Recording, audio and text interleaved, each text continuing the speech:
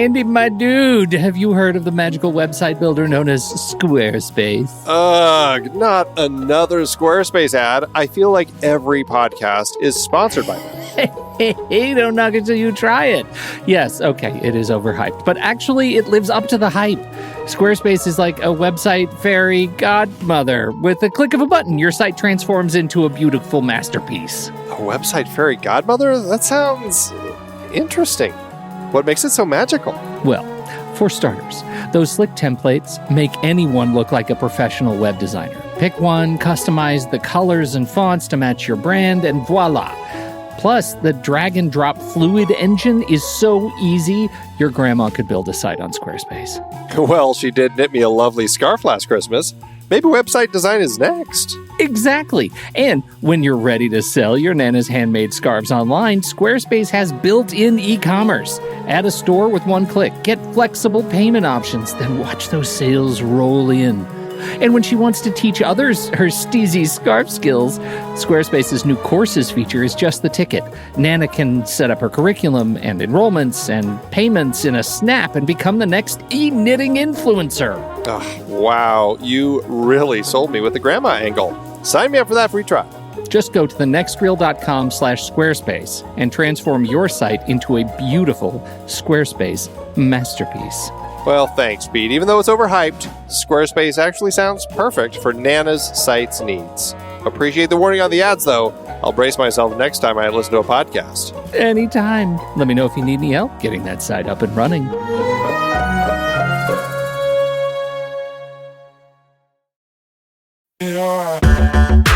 Andy, can you believe we've almost hit 700 episodes of The Next Reel? I know, it's crazy. And with all the other episodes in our family of podcasts, we are well over 1,200 episodes of movie conversation. It's really pretty amazing that we've gotten to have these in-depth movie chats every week for over a decade now. And we couldn't have done it without our loyal community of film fans. Their support over the years has meant so much. For sure.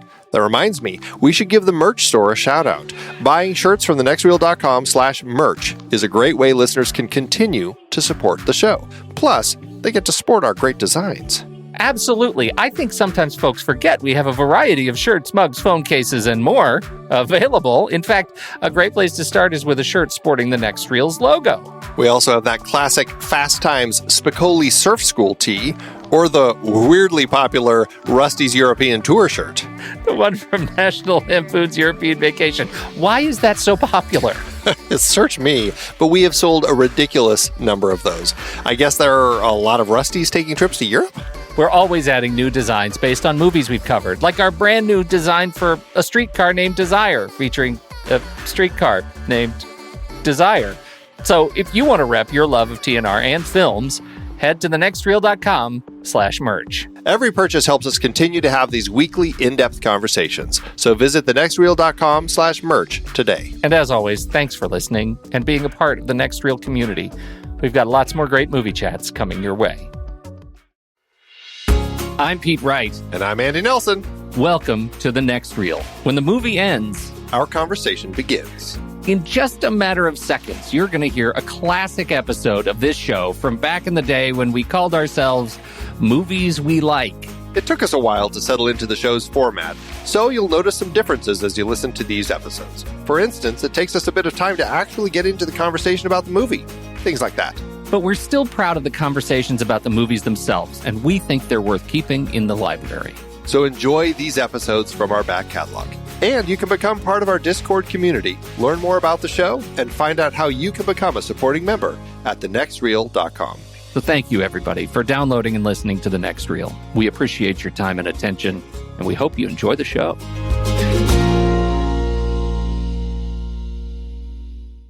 So I have a complaint to register. With which one, Daryl Hall or John Oates? Well, I'm just going to tell you, I think John Oates is the unsung hero of Hall & Oates. Do you? Mm-hmm. You know, I don't know what they're up to these days, so my complaint could fall on one of their shoulders. I'm going to say it's Daryl Hall. It could be. Well, let me tell you who I want to complain about, and you'll tell me if it is Hall. Okay. So it's probably me, isn't it? So no, my buddy in Singapore sent me a box of mooncakes because it's the time for the Mooncake Festival over there. And Oh yeah, it's totally Daryl Hall. well, and I love getting mooncakes and I love eating them. Well, this is the first year that when they arrived, the box had been examined by customs, and they had opted. The box contained 4 mooncakes. And one of them had a giant bite taken out of it. Tell me somebody took a bite. 3 of them were completely missing. What? I had a giant box with 1 little mooncake sitting there. And the note from customs said, "Thank you. Due to they the were delicious." Yes, exactly. That's the subtext of the letter I got is these look too good for you, so we're going to eat them. Oh. So I only got 1 mooncake. Goodness. And if he is now working at customs, then I totally blame Daryl Hall. This is squarely on the shoulders of Daryl Hall. Yeah. That's what he's up to these days, and that's unbelievable. It was a little sad. I am so sorry about that. That is that's horrible. Yeah. It broke my heart a little bit, I'll tell you. It rightly should. Heartbroken. How are you doing otherwise? Good. Otherwise, I'm good. That's it? As long as I don't think about it, I'm good. Wow. That's really sad. Yeah, so I'm gunning for you, Hall.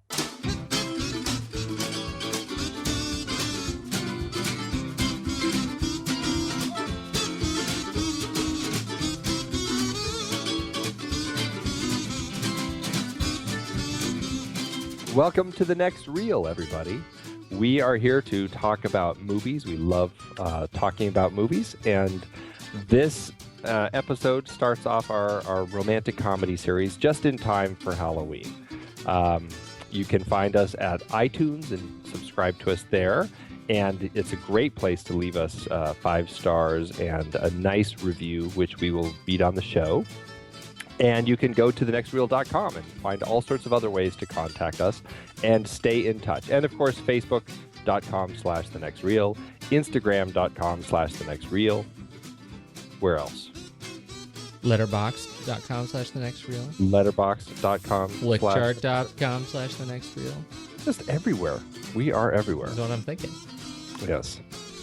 And our Instagram Guess the Movie Challenge is still going on this week. No one has gotten the movie that I've been posting pictures of, so it's still up there for anyone who wants to challenge themselves. Have we read the Feels Like I'm in the Room review on iTunes from Dark Lord of Pudding? I think we have. Yes. I think we have. I think you read it because the review is very familiar to me, but the name was not, and that just strikes me as enormously amusing right now. So, Dark Lord of Pudding, thank you for your kind words. You're very nice, and you're much more civil than your title would indicate. That could be a potentially scary title. Dark Lord of Pudding. I bet he's Armenian. Quite the nom de plume. Hey, good job on that intro part. You did good. You really owned it. I don't do it very often, so I know. Really. And I just tossed it to you. I tossed it to you cold, so that I was just had to go with it. Yeah. So now I'm going to tell you about a trailer I love. Tell me. The Desolation of Smaug. Ooh. The Hobbit Part 2, Desolation of Smaug. And I, if you remember, I was, what do they call it? I think on Wall Street they say bearish. I was what they call bearish on the first Hobbit, particularly this whole 48 frames per second nonsense. I still contend that 48 frames per second nonsense is nonsense, and you can bet the missing scale on your chest plate that I will not be seeing Desolation of Smaug in 48 frames per second the first time I see it. I'm going to see it. I'm going to enjoy this movie is what I'm telling you. What a nice little metaphor. That was good. Mm-hmm. I like that. That empty bare spot over that dark place in your chest you call a heart. Wow. But I am actually looking forward to this film. You get to do. I think I'm thinking. I'm starting to get the feeling Peter Jackson, Fran Walsh, Philippa Boyens, they're a little proud of themselves with all these Hobbit things. I think they may be, yeah. And well, and yeah, I would be. Honest, No. Don't believe me. It's his earned fullness. Earned pride. They've done some incredible work on these films collectively, and I'm very excited to see them. I'm most excited because we finally get to see my friend Bard the Bowman. And I love this section, but in particular, we get to see and hear much more of Benedict Cumberbatch as Smaug himself and the Necromancer. And so, I think of the three, I can already predict this is probably going to be the one I like the most. This is this is the one that you think Hobbit. This is the one you tune in for. Exactly. This is why you buy the seat. Exactly. Yeah, when I watched the animated version, are you talking about the Ralph Bakshi? The Ralph Bakshi was that was Lord of the Rings. Yeah. He didn't do the original, the Hobbit animated version, but it's similar-ish. Yeah. That was the Orson Bean, John Huston. Yeah, I always got. I was so excited with the Rankin. It was stuff. Rankin Bass. Sorry, Rankin Bass. Yeah. Rankin Bass. And then when it finished that and it went to the big war between all the different groups, that's when I kind of faded out a little bit and lost interest. An army of orcs approaches from the north. Yeah, and I was just like, okay, I thought that, and that's why I think people were really surprised with this whole trilogy thing. But then when you realize that the dragon is the second part of the story, and then there's this whole war going on in the third part, it made sense. Oh, yeah, count me in. I was one of those. What are they going to do in the third section? I totally forgotten that there was a major battle. I know. Well, apparently I forgot that Legolas gets a little lady time. I forgot Legolas was even in The Hobbit. Yeah, he seems to be. He seems to have his little role there in this. Yes. They make it a big deal about old Legolas.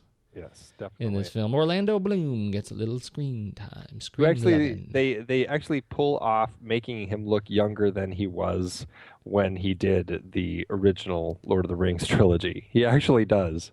He really does. But he also doesn't really age. That's true. Right? I mean, you look at him here, look at him in Pirates of the Caribbean, look at him in, the first Elizabeth. Lord of the Rings. And right. I mean, he hasn't aged since then.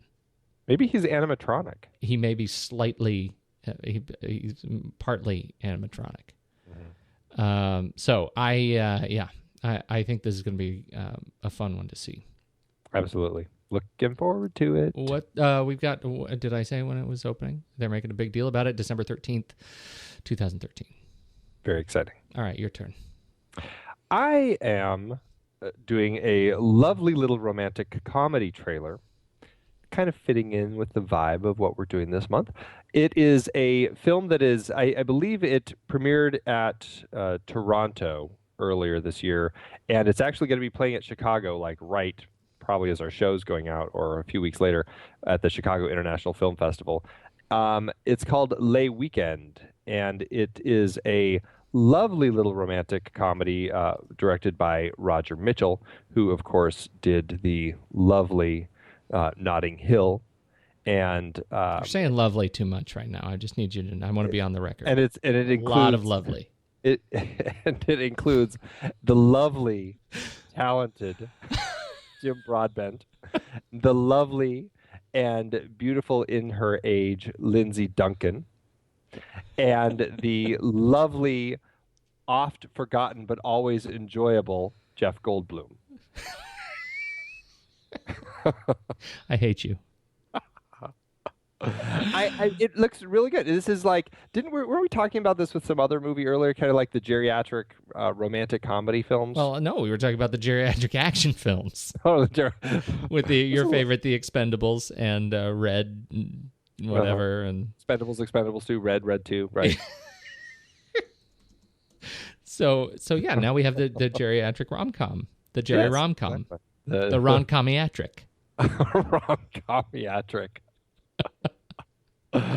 Oh my gosh. Yeah. So that is what we're. That's my trailer. The weekend. This is a couple of old people who have been married for many years. They go back to Paris to kind of recreate their honeymoon, rejuvenate their marriage because their marriage is kind of, they've been together for a long time, and it's kind of at that point where they're like, oh, do I really want to be together anymore? Kids are gone. What else do we have going on?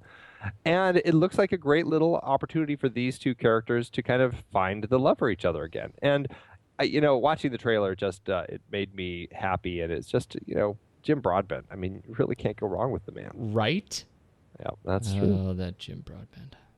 Cloud Atlas. Plays a chair, Harry Potter. Right? Yeah, that's right. He does. He does indeed. What can't he do? What can't he do? Such range. So that's romantic my trailer. comiatric to a nice chiffon. I hear he's going to be a lovely vase on the mantelpiece of his later films. You will never know he was even in the film. He's that good. It's like, wow, I didn't see him. He's so method. Oh, good stuff. So that's my trailer. It's playing festivals right now.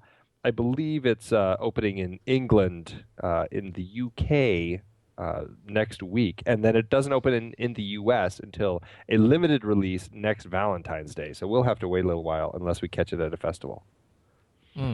Alas. I don't know that I'm excited about, that. Festivals, great unwashed.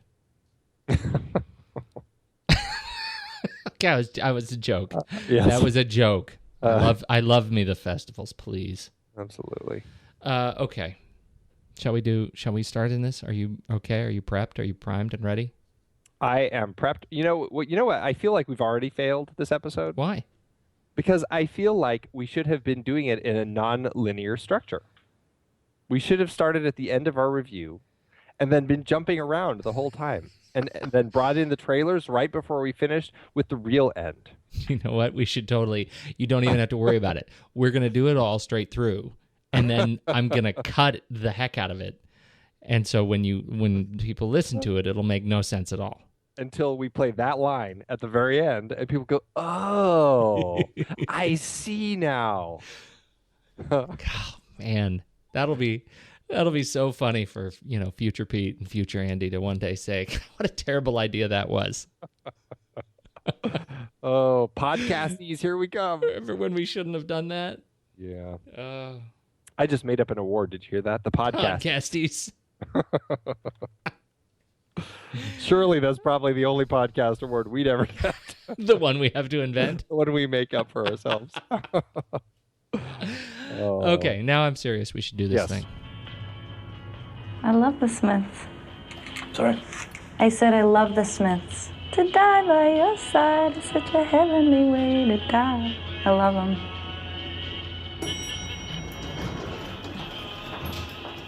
Holy. This is a story of boy meets girl. They made a statue of us. The boy, Tom Hansen, grew up believing that he'd never truly be happy until the day he met the one. The girl, Summer Finn, did not share this belief. Rummaging for answers. You should know up front, this is not a love story. I think we should stop seeing each other. Just like that? Just like that. Start from the beginning and tell us what happened. I tried to talk to her in the copy room. She's totally not having it. Maybe she was just in a hurry. And maybe she's an uppity, better than everyone super skank. In college, they called me perfectly adequate Hansen. They used to call me anal girl. I was very neat and organized. So you have a boyfriend? No. Who needs it? We're young. Might as well have fun while we can. Wait. What happens if you fall in love? You don't believe that, do you? What? It's love. It's not Santa Claus. I think it's official. I'm in love with Summer. I love how she makes me feel.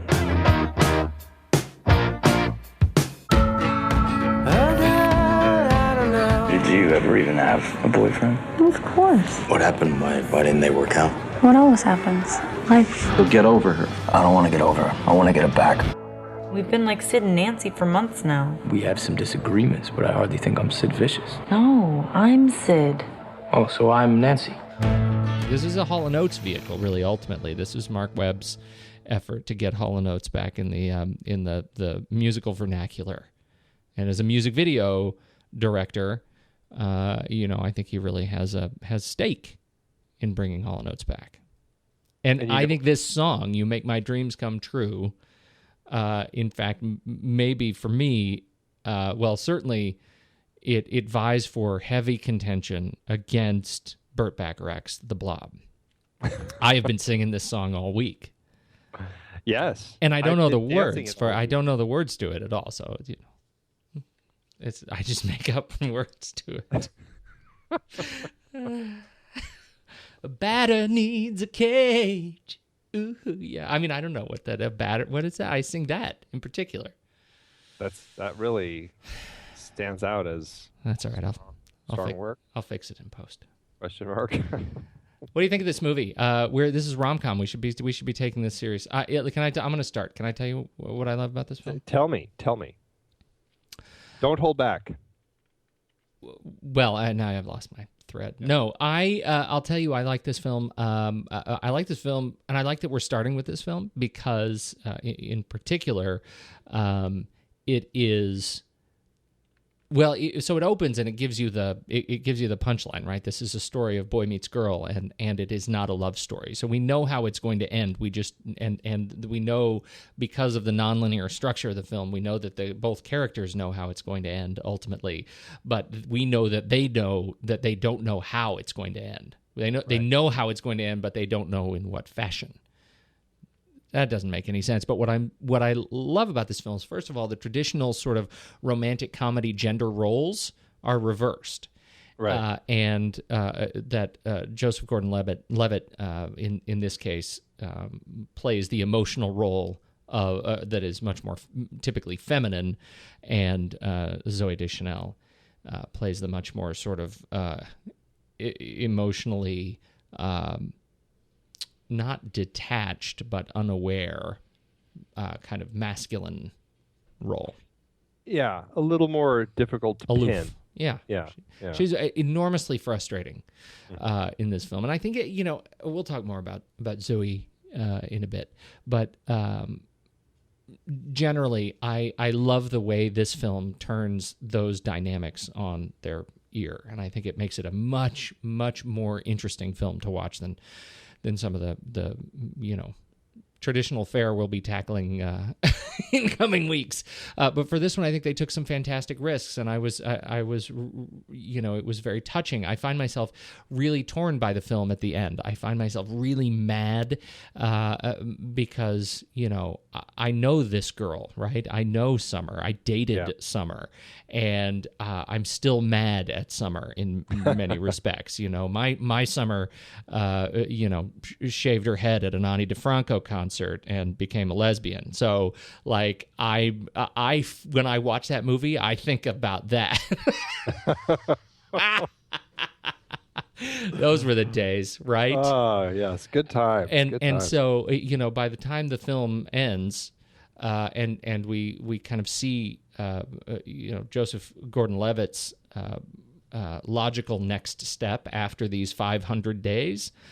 I'm torn by being completely satisfied that this is the chapter that I feel like he belongs on, and God, I wish I could see that movie. Yeah. Then I realize I've seen that movie. I mean, I haven't seen that movie, but I've seen it. Right. So yeah. I deeply love this movie. That's why. That's what I'm saying. It is a really interesting film, and Marc Webb, the director who like you said started in music videos. This is his first feature film. He has come out saying this really is kind of a coming-of-age story masquerading as a romantic comedy. And I think that when you look at it from that perspective, it really is a story about Tom really trying to grapple with his sense of love and what it means, and trying to get a handle on this emotion that he really pins as, belonging to one person when you meet that person. And I think the lesson that he learns over the course of the story is growing and finding that, this is a very tricky emotion, and it really is something that can be applied to a different person.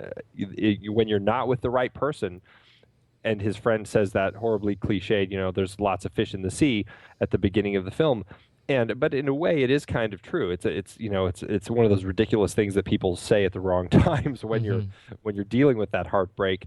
But you can move through that, and there is somebody else that you can find. And I think that when he is able to kind of grow through that and find Autumn, it's a beautiful moment, and it really feels honest. And you can really get a good sense that this is a character, Tom, who has actually grown and learned something about love and and the role of it in his life. Yeah, the other thing that I like so much about the direction that they took the film, and in particular his journey, is by sort of shining a light on the emotional connection that men can make in a relationship. And I think that often that sort of we don't see vulnerability celebrated in film, in romantic comedies often. I think back, frankly, to Jim Carrey in Eternal Sunshine. I think that's another film that through a different lens, and not a funny one, lets us celebrate vulnerability in a relationship in a different way. And I see a lot of parallels between this film and that, not just in narrative structure, but in emotional structure of the film. And I found that really appealing. Like it makes it takes this film to a sort of a new depth for me, that we get to celebrate through his point of view the act of vulnerability in a deep relationship over the course of time, in a way that I don't remember ever seeing really a film like this told in this way. Well, it's tricky. I think the reason that romantic comedies are, and I hate stereotyping, but I think... No, you should. I think this is important. Well, go ahead. Stereotype. I think the reason, stereotype away. The reason that I think they tend to be told more from the woman's perspective is because in society, men are, in a way, kind of loath to expose their emotions. They don't want to admit that they cry. It's, men are tough, and the women tend to be the more emotional character. The men tend to be the more sturdy character. And this is maybe just looking at the perspective of the stereotypical from the 50s or whatever. Mm-hmm. But I think that feel has kind of always hung on in this genre. And I mean, you look at a lot of the romantic comedies that are still made, and I'm not talking about some of the ones that we're going to be talking about so much, of course, but definitely ones that are out there. You see these ones with, I'm blanking on like the Knocked Up, whatever her name was, the Knocked Up, where she's what.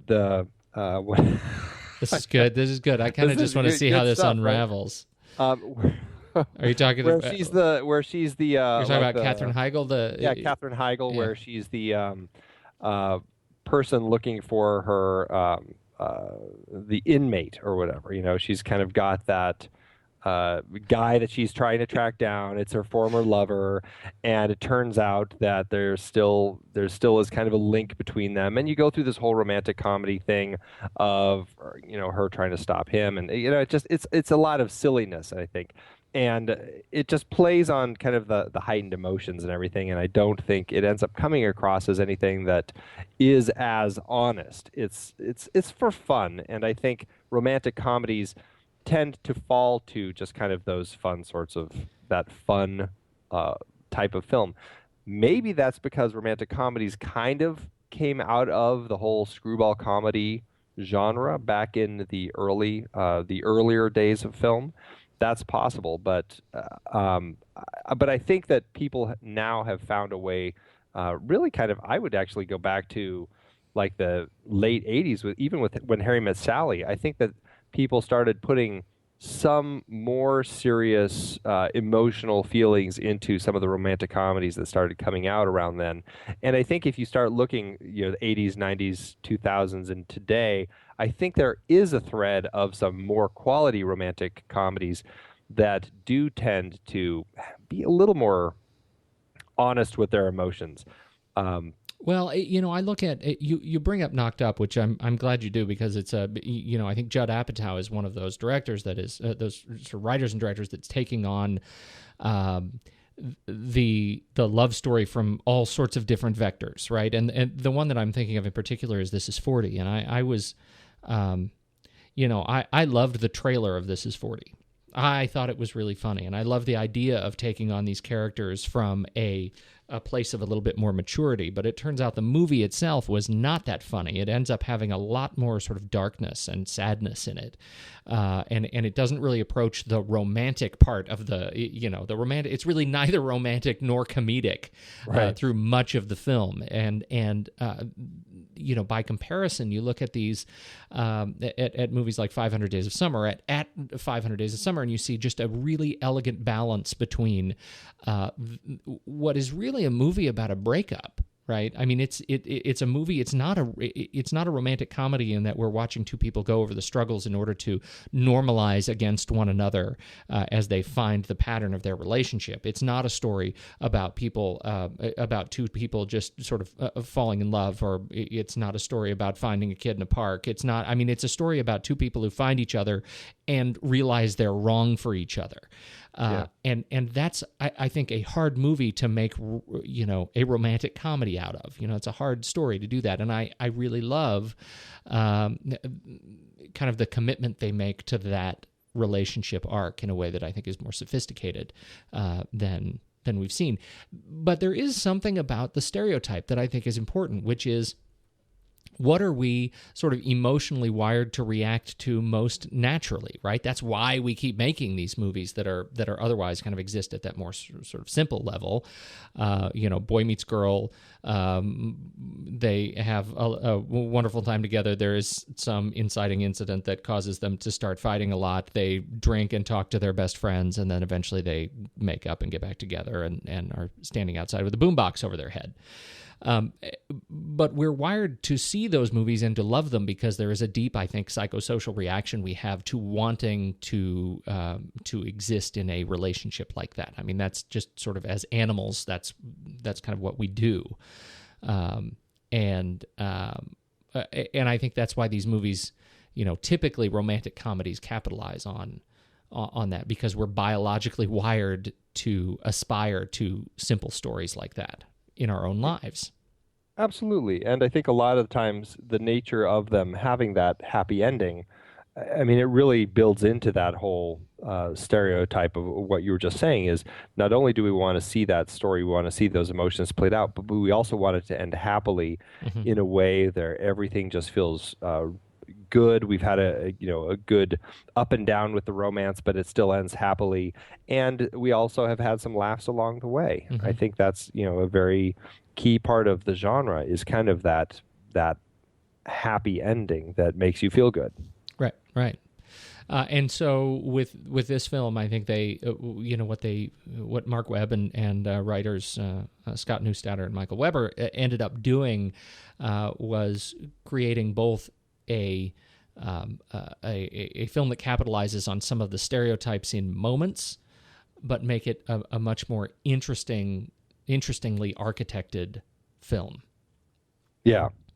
And even the love story I find so fascinating, because, I mean, it really, in a way, there is a comparison between this and Up in the Air, in that... Oh, God, that's great.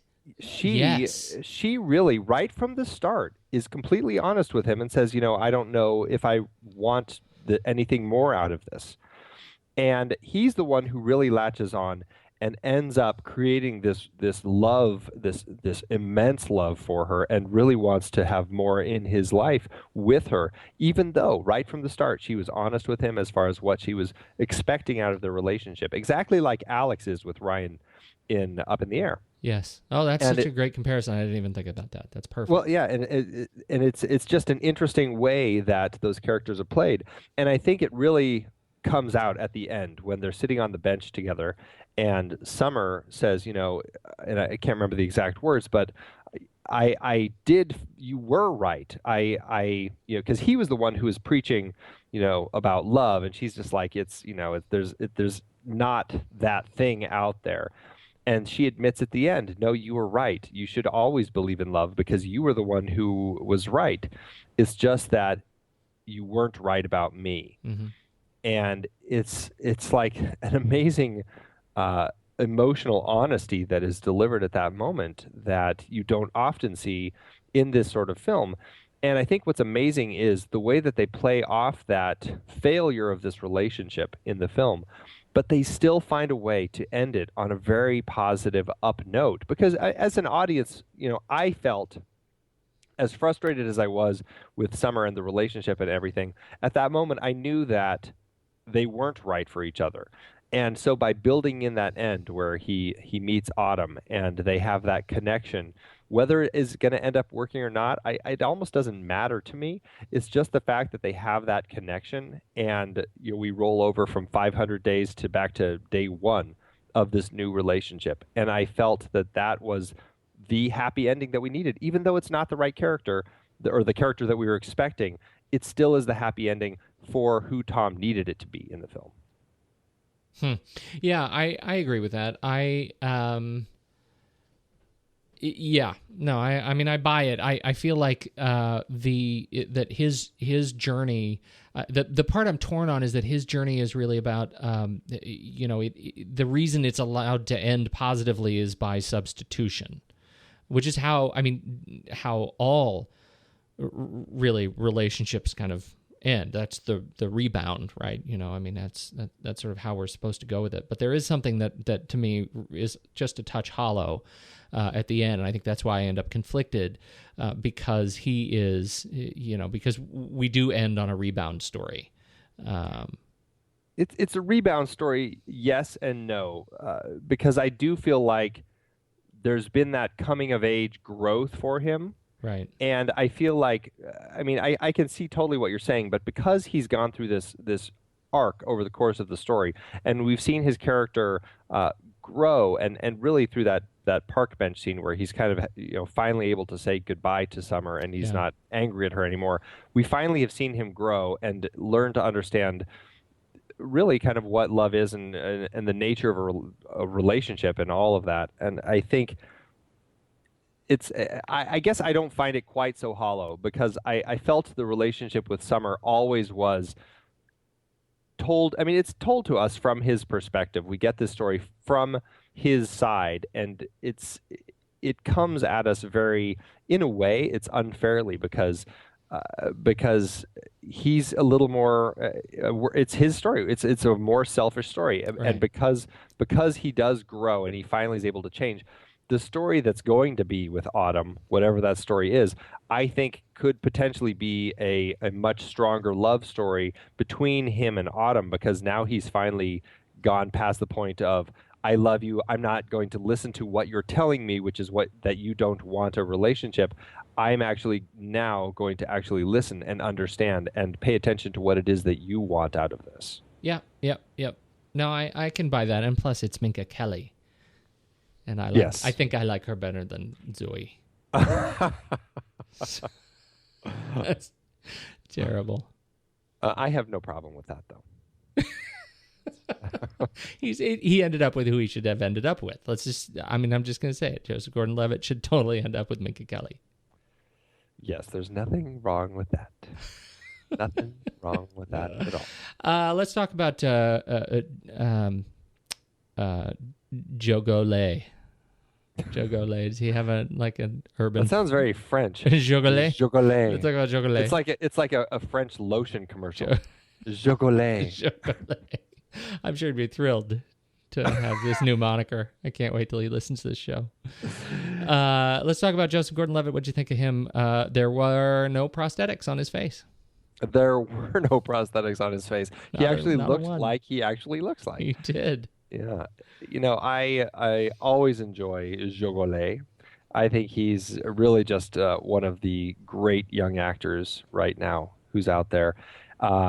Interestingly, his film Don John, I guess you could call it a romantic comedy. I'm not quite sure exactly what the genre of that is, but it's his directorial debut and his screenwriting debut, and so he enjoys challenging himself with films that are interesting stories. I really enjoy I don't always like the films that he picks to be in, but I always enjoy what he's doing with it, and I enjoy that he's always trying new things and doing unique projects. I mean, he's been around forever. I mean, this is a kid who, I mean, he started in 1988, appearing in some bit parts in TV shows and everything, including like Family Ties. I mean, he's been around a long time, and then of course came the big one, Third Rock from the Sun, which I think was, he kind of credits with his. That's where he learned all about, the comedy, the pratfalls and all of that, like his spit take that he does in this. All of that kind of physical comedy came from Third Rock from the Sun, and he's working with pros in that one, so that's easy to see. Yeah, no, he certainly is, and that show was on a long time. Tommy Solomon. Yeah, he was in it, I think, 5 years, right? Yeah. So. He's, I liked him in this film, and it falls a little bit prey to to the Leo syndrome, the DiCaprioitis, where he just is a genuinely young looking kid, even though here he is, he's 33 something. Yeah. He's another one that he's Legolas. He just doesn't seem to age, and in some of his films, as a result, I have trouble buying him. In this film, I think he just nails it. I mean, he looks the part, he feels the part, and in fact, I would say, I think the same thing in Don John. I think he just absolutely crushes the look and feel of that role. How he, right. I think he's just, obviously he sort of wrote it, I imagine, for himself, and it just feels very natural. I don't have the same feeling about Looper, and Inception to some extent. Dark Knight Rises, Lincoln. And yet, 50-50 was fantastic for me. And I know we have we're sort of split on that one. Yeah. We're kind of 50-50. I wasn't going to go there. We're going to waste all of our bad jokes. If you pull them out too early, then they're not going to be funny. I'm a bad joke waster. What can I say? When it's there, I got to use it, It's like the slot machine. Just put it. Got it. Quarter. I get this it. One. Yeah. Stupid. Oh. That's exactly what I sound like. That's exactly what you sound like for that. That's terrible. And yet in this film, I think he does a fantastic job. He pulls off again that sense of vulnerability that feels very natural. And in the same way, I think that Hugh Jackman pulls off that inner lizard brain that we talked about. I think Joseph Gordon-Levitt, for me, finds that lizard brain piece of vulnerability for me. I can very easily imagine myself in filling those shoes in this relationship, and it built that emotional connection for me for the film very nicely. He's a guy who can play that emotional side of a man in a way where it comes off very believable and heartfelt. Mm-hmm. Mm-hmm. I find him 100% convincing through this film. Yes, totally agree with that. Yep. And Zooey. Zooey. The she of She and Him. What's the story with Zooey? I don't know, but she has anime eyes. Totally. Right? Totally. There's some people who are born with that. They're just parts of their bodies are cartoons. Yep. Sometimes it's the hair. I think Scarlett Johansson has cartoon hair, for example. She just might. Right. Audrey Tattoo also has kind of that animated look. Yes. No, that's very good. That's very true. That's very true. So Zooey, do you have the do you find Zooey appealing? I do in an interesting way where I always kind of find her a little. I'm not quite sure what it is, but I always feel a little put off by her. And maybe it's the way she looks with her eyes. I always feel like she's maybe just a little too observant. Like there's some powers there that she's wielding. She's wielding like secret powers, I think. She's a superhero. Yeah, maybe a little bit. Here's the thing. I'm a huge fan of the New Girl. Right, of the show New Girl. Her show, right? You watch New Girl? No. I know. This is going to go nowhere. I'm a huge fan of the show, and I had the same feeling about the show that I have about this film. I find myself deeply attracted to Zooey Deschanel's projects because I think she surrounds herself with great people. Yeah. I love New Girl not necessarily because of her, but because of these other three characters, these three male characters on the show, and because of I think the writing talent on the show is fantastic, and so I'm really attracted to that. But I find I just am sort of bemused by watching her exist.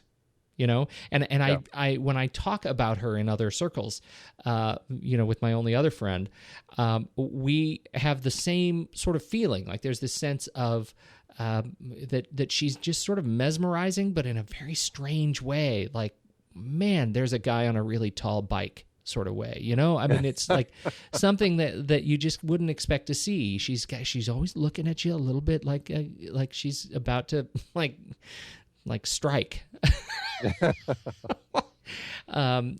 She's in this film in particular. I find her infuriating, and I think it's infuriating in just the right way, like the way it's intended to be. But I am just, every sequence she's in, I find myself saying, "Gosh, why is she doing what she's doing?" Like I have the same reaction to her that watching a movie with my wife is like watching a horror movie with my wife or something. She's just like constantly infuriated by the experience because she feels like you're just so stupid. That's how I feel watching Zooey Deschanel in this film. She's perfect in the role. Right. She absolutely inhabits the role of Summer. She is that. I'm mesmerized by her. I'm constantly finding myself falling in love with her every time I see her, every time she's doing anything. Oh, the IKEA scene. Forget about it. But we should totally go shopping. It makes me want to go to IKEA.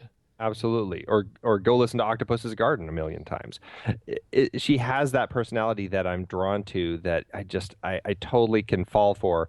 But at the same time, I feel like I'd be walking into it constantly going, this isn't going to end well.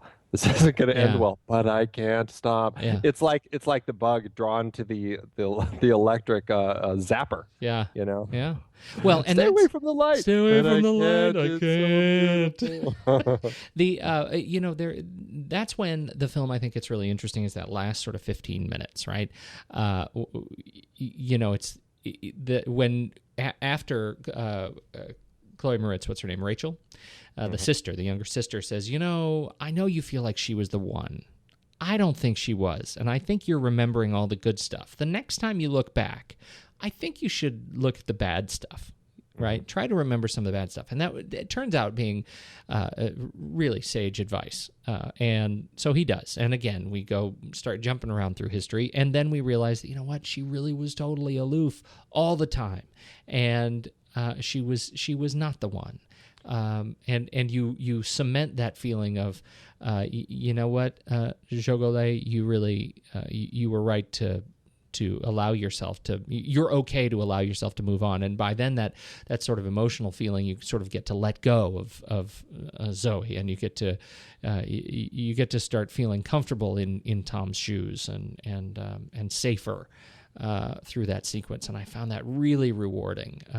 I think they did a wonderful job painting this little 8-minute sequence, allowing us as an audience to move on from that relationship. It was just beautiful.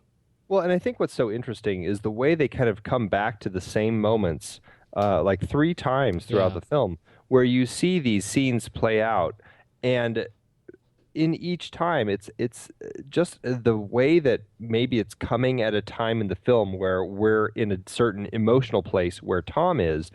We're seeing that, like, the things that are happening in that moment from that perspective, where it's like, okay, I can see the positive side of that scene. And then we're saying, oh, I can see the really dark side of that scene. And we're saying, oh, I can see the side of the scene where I wasn't really paying attention to the signs that she was giving off. And it's not that she's a bad person. It's just that she was being honest and I was being in love.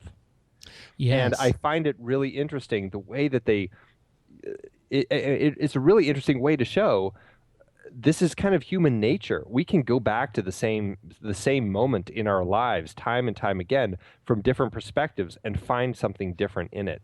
And I find that so amazing. And I think that's a real strength of this film is they're not showing us different moments every time. They're coming back to the same moments, and we're seeing it with new eyes. And I think that is just so beautiful. And it's part of that growth that Tom really has over the course of this film. Well, and I think that it's worth at least talking about this from the perspective of the writing, the artfulness of the writing of this film. Yeah. Because Scott Neustadter and Michael Weber, they've written a bunch of stuff. Well, not a bunch, but they've written stuff together.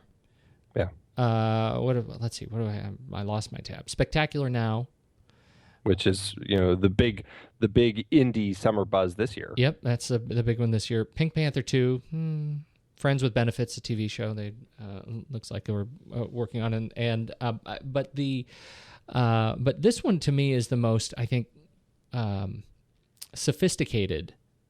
Structurally, and the most complex for the reasons that you just outlined. I think to be able to write this in such a way where we get such a complete view of these two characters through the repeat display of these sequences, I think shows an enormous patience on the part of the writers to and diligence to actually push the story on us in the way they did. And I feel like as a result, we end up with a much more sort of holistic view of these characters. And I think that ends up making that the reward of discovering where their relationship ends up, even knowing that they gave us the punchline in the opening sequence, the opening narration, even knowing everything that we know, to be able to continue to learn things shows an enormous sort of prowess with words and structure that I think is worth thinking about. And, I find it really interesting listening to the writers talk about the ending of the film. They, even all the way through to the end, aren't in complete agreement about some of the elements of the script. And I think that makes some of the honesty play where you can see things different ways. The moment where at the end, when he's sitting on the park bench looking at his favorite view of the city, and Summer comes up and they have that beautiful conversation. It's the moment we see at the very beginning of the film where they kind of, she puts her hand on his, they have that little moment, and she leaves. They talk about her getting married and all that stuff, and she leaves, and he kind of says, whatever it is that he says, it's kind of acknowledging, I don't hate you, I know that you just weren't right for me, and I'm happy for you. And what's interesting is that even to this day, like, those two writers don't completely agree as to whether Summer was actually there or not. One of them believes that she really did bump into him there, and they have this conversation. The other one believes that this is completely a fictionalized scene that he has in his head to finally let go of Summer. And I find that so interesting that you can look at it both ways, and it works both ways. But which did you believe when you saw the film? I believed she was there. Yeah, me too. I've always believed she was there. And I actually have never even thought about the idea that she wasn't there. Right. But one of the writers and the director both believe that she wasn't there. And this was all just kind of a figment in his mind that, when you have a really harsh breakup like this, you kind of need to find a way to cathartically get through it, whether it's a weird dream you have, or whether it's, throwing shredded photos off of a cliff into the sea, or whatever it is. And this was, for them, this was the cathartic creation in his head that he comes up with in order to move past her. And the reasoning is, we've seen this kind of thing happen in the film before. We've seen the fantasy little film that he creates when he falls asleep in the theater, and of course we've seen the amazing dance scene that happens when they first get together. We see all these interesting perspectives in Tom's mind, and so that's why they feel like this really can come through that way. It's an interesting perspective. I didn't get that at all. Yeah, I know. I didn't at all. And I think it's because they, even as you're listing the fantasy elements of the film, the dance scene, the film, right. The classic film, those were portrayed in such a fantastical way. Absolutely. That they did not fall in line with any other more real kind of perspective shift. Right. And there's there was nothing that set us up for that.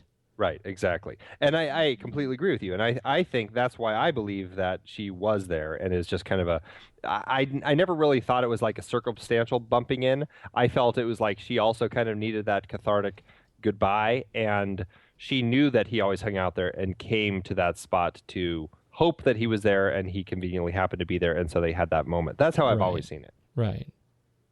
That's why. Now, I sort of want to believe that was a little bit of a fantasy, because it wasn't a great scene for me. Oh, you're kidding. Yeah. I didn't. I feel like, and it's not necessarily that I didn't need the closure. It's that I didn't. There are elements of just her performance in that scene that I felt were just like she just not there. Like I felt like she wasn't present there. Interesting, because I find that one of her strongest scenes, and I feel that she comes across in the 100% honest way that Summer always is throughout the film. I completely buy everything that she does in that scene, everything she says in that scene. So that's interesting. Well, it is interesting, because what I really like about it was the hand holding part at the end, and I feel like that was unearned hand holding.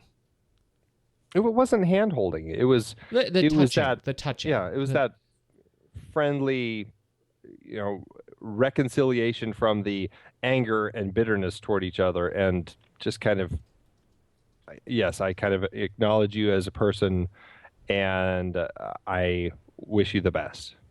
Yeah. Much like you do to me. Every time. I acknowledge you as a person, and I wish you the best. I'm gonna start my own greeting card company. That'll be my big seller. Roses are red. I hate you. I acknowledge you as a person. I wish you the best.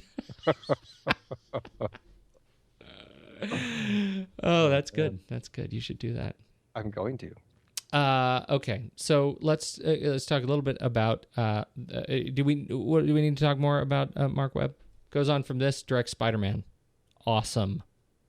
Yeah, he's didn't see that coming. Pretty lucky guy. I am very thrilled for him that's the trajectory that he's made.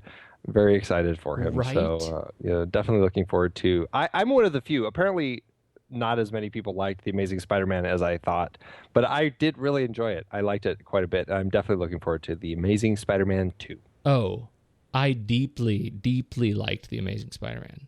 I think people didn't like it because they felt the need to go back and do an origin story again, and I get that completely. It bothers me that they can't just jump in and do just a great superhero story without the whole origin again, which we just got less than 10 years before.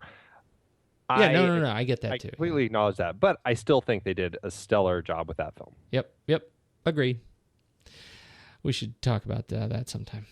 Yes. So anyhow, Marc Webb, he has done some fine work in this film. It feels like This was his first feature film. Yes. As far as I understand.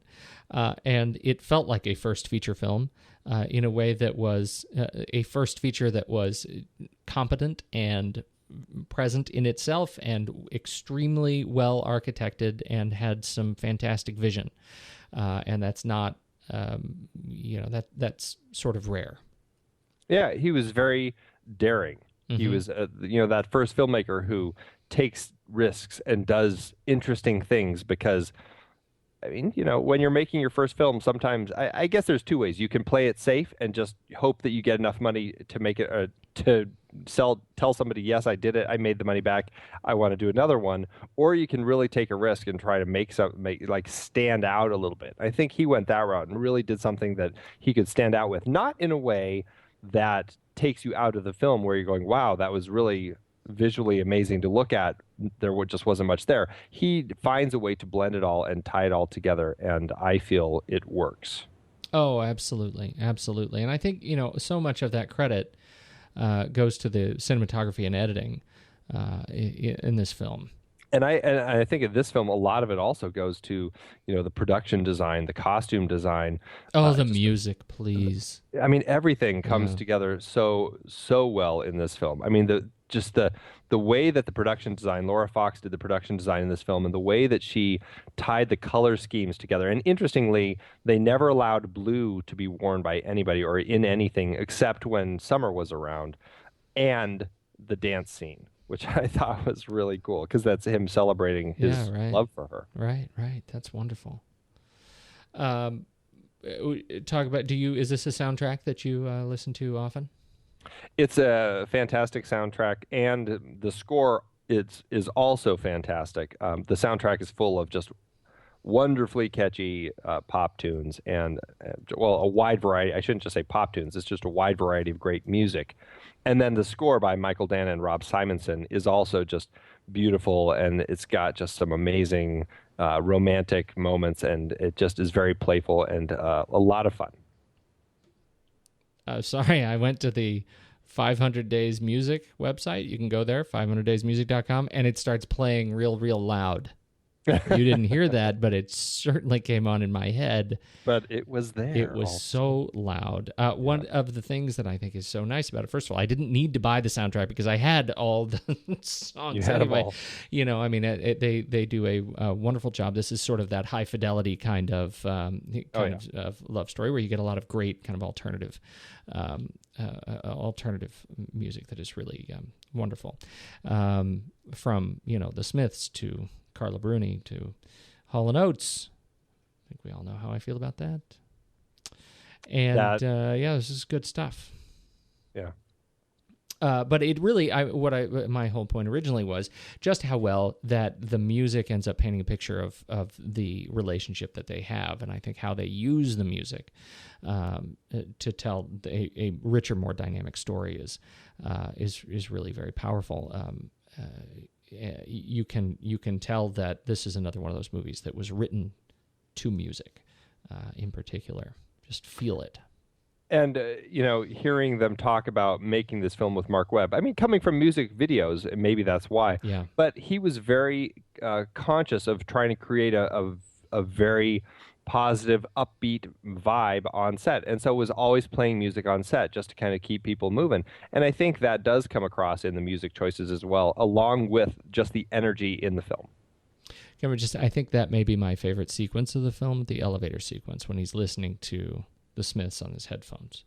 And That's a great scene. She breaks in and says, "I love the Smiths." Wow, you sounded like Zooey. Not really. Okay, let me try it again.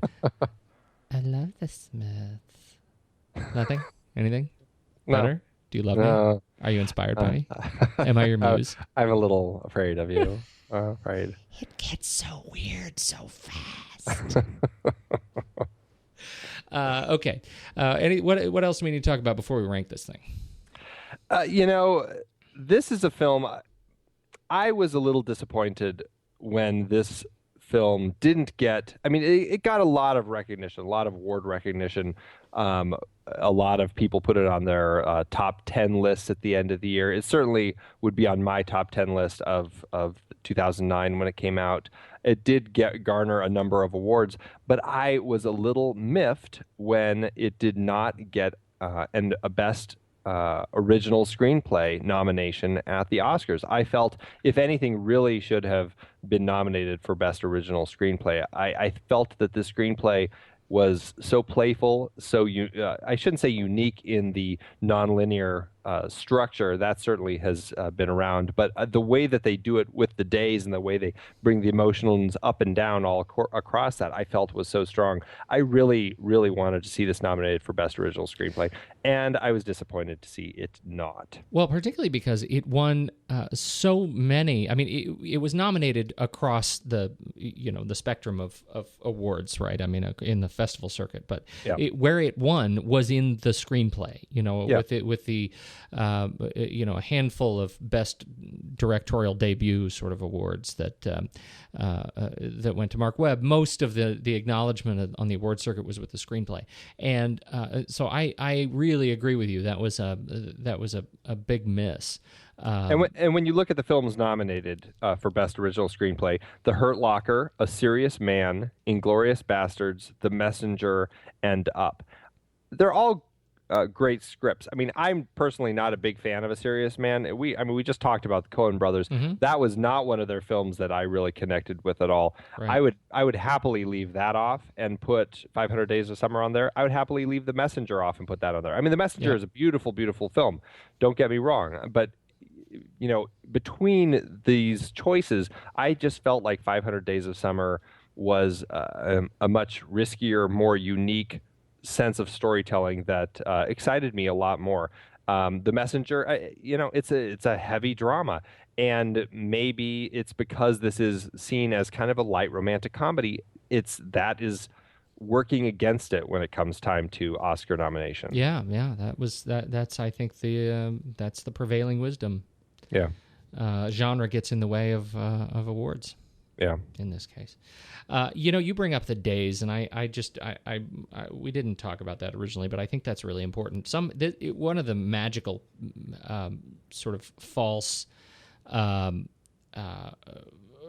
notions of measurement is this sense of this is the day number in this relationship. We're watching the 500 days of the relationship with Summer, if we're writing out the equation.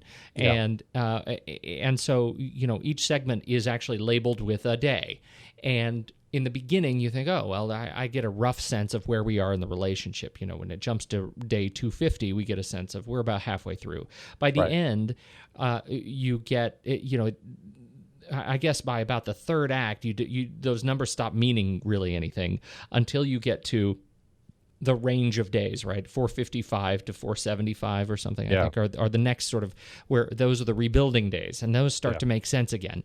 And yet somehow, even though those numbers we know don't technically mean anything, they become such a powerful measuring stick as you watch this film. Like every time we get to one of those leader cards, I want to say, okay, I should write. I feel like I should write this down. Right. I think that's a really powerful trick to keep me interested. And right in the middle of the film, they start moving really quickly. You get through 10 or 12 days back to back in very short sequences. And I think it just sort of punctuates attention. And I think I really enjoy the fact that it's not day 500 where he sits on that park bench with her and they have that closure. That's day like 488, I believe. Right. And it still takes 12 days for him to finally kind of get through all of that. And it's really when he meets Autumn that those last 12 days, it's still kind of that he kind of worked his way through it from that park bench conversation. But it still takes another 12 days to just kind of get through all of the world of Summer and kind of get over that love and introduce to a new person in order to really move on and start over again. Right. I really like that. Film performed fairly well on a modest budget, would you say? Absolutely. This was an independent film. It was picked up by Fox Searchlight. The production budget for this film was $7.5 million, and the total budget for this film was $19 million. So once Fox Searchlight picked it up, they put another $11.5 million into all the marketing. So they certainly spent a good chunk of money on that, more than the film cost, which I thought was interesting. But sometimes I guess that's what you do with these little indie films when you're trying to get them out to the world. It did well for itself. It domestically it made over 32 million. Internationally, it made about 28 million. So all told, almost 61 million on a total of $19 million budget. So when you adjust all those numbers, and it's 95 minutes long, so when you adjust all those numbers, the adjusted profit per finished minute is almost $471,000. So not bad for a minute's work. That's right. I'd like that per minute. It performed very well, and I think deservedly so. This is one of those that is it's worth checking out. Yeah, this is a film that, I mean, for me, it's like a 5-star film. I mean, I feel everything in it is just 100% authentic, 100% honest. I can just watch this time and time again and not grow old with anything in it. I just find it absolutely magical. Wow. What do I? Okay, 5 stars too. Because what do I say to that? In my own library, I'll tell you, I have this as a 4-star film, and now that we've talked about it, I think to myself, maybe it's because the genre is getting in the way of it. Because, like you say, architecturally, it is one of the more interesting films that we have watched. But I worry about our ranking because, we're about to rank it next to some pretty powerful films. That's true, but I feel, and I don't have, I think, some of the issues with Zooey's performance that you do. So it might be easier for this one to zip to the top for me than it is for you. But this I think could beat out some of the other ones for me. So. Oh man, I know. Not again. Another one of those. I know. Let's do it. Can we do it? Are we ready to do it? I'm ready. All right. So head over to theflickchart.com/thenextreel, and you can see our top films. You can, if you jump to it from our extras menu at thenextreel.com, you'll go straight to the golden list, the top 100 Next Reel films, and we'll see. Now I really love this. Now that we're over 100 shows, we now get to see if this is going to crack the big 100. Yeah. I feel confident. Let's say very confident that it's going to crack 100. I feel confident too. All right. Where do we start? Because I'm telling you, it'll be easy for me to have this one beat out quite a few. Like this first one here. and we have so many films on here that we like, so it's always going to be hard. 500 Days of Summer or Thank You for Smoking. 500 Days of Summer. All right. And if you listen to that show, that says a lot. I deeply love Thank You for Smoking. Oh, I do too. It's a brilliant, brilliant film. 500. This is a good pairing. 500 Days of Summer or When Harry Met Sally. 500 Days of Summer. Here. With honor to those films that have come before it. 500 Days of Summer or The World's End.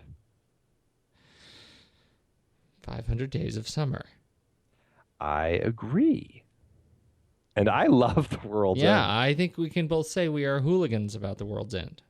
Now, this is where it does start getting trickier. 500 Days of Summer or No Country for Old Men. 500 Days of Summer. I said that. I know, I'm proud of you. I didn't think you were going that way. I mean, No Country for Old Men is a genius film. But this is you feeling guilty right now. It is me feeling guilty. Okay. But 500 Days of Summer makes me feel so good. So, No Country for Old Men. It makes me feel dirty. And it makes me talk in a funny accent. 500 Days of Summer or Raiders of the Lost Ark. Raiders of the Lost Ark. Yeah, you really kind of have to go to Raiders. Yeah. I can't believe it's gotten this high already. 500 Days of Summer or Butch Cassidy and the Sundance Butch Kid. Cassidy and the Sundance Kid. I might go 500 Days of Summer. Are you out of your...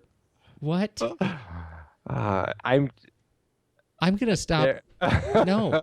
I will go Butch Cassidy though. I will go Butch Cassidy. But it does bring up doubt in my mind, which I find interesting. But I will go Butch Cassidy. 500 Days of Summer or The Hurt Locker. I'd like you to go first on this one. On this one, I will go 500 Days of Summer. I love The Hurt Locker. It's a powerful film, but 500 Days of Summer has magic in it. And I think cinematic magic is difficult. Okay, I mean, fine. I'm with you on this one. I'm just surprised. I thought this was going to be fireworks. I expected an Andy on Andy SmackDown. Wow, crazy. There you go. Number 6 out of 112. You know what I'm going to say about us? I think we may have opened with the wrong film for this series. Maybe not. All right. Well, now it's out there. Yeah, it's out there. It's out there. I love it. I am glad to see that the romantic comedy has made it into our top 10. I know. Crazy town, son. Pretty exciting. Good. All right. Good talk. You're doing your crazy Instagram guess this film. Yeah, it's I guess tomorrow I'm going to run out of photos, so even if no one figures it out, I'm going to post the answer and start the next one. You should, because are you going to be doing the next, what's this week? Are you going to be I will not be doing the next film that we're talking about, which is About a Boy. Oh, I do like this one too. Yes. Another one that challenges the notion of romantic comedy, if it is or not. So it'll be fun to talk about. I absolutely love the film. So excellent. So About a Boy next week. We don't have an announcement about our next film board. That's coming up toward the end of the month. We'll save that one. Head over to thenextreel.com. Make sure you're checking out the blog, the fantastically well bone-structured Steve Sarmento is writing over on the blog. He does great stuff. And he's a lot of fun to be with, really, just generally. Anything else I'm missing? I think you covered all of it. You got a hot date. I was worried that you weren't going to get Steve's bone structure, and I'm glad that you did cover that. So how would one miss that? It's like the first thing you notice about the guy. It hadn't come up yet. Dang. Look at those bones. It gets so weird. So fast.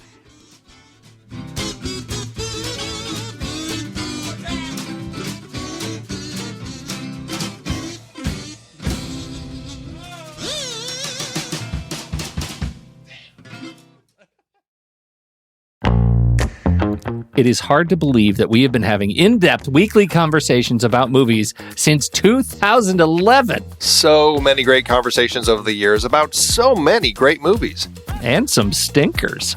Well, true. But producing this show week after week requires a ton of work behind the scenes.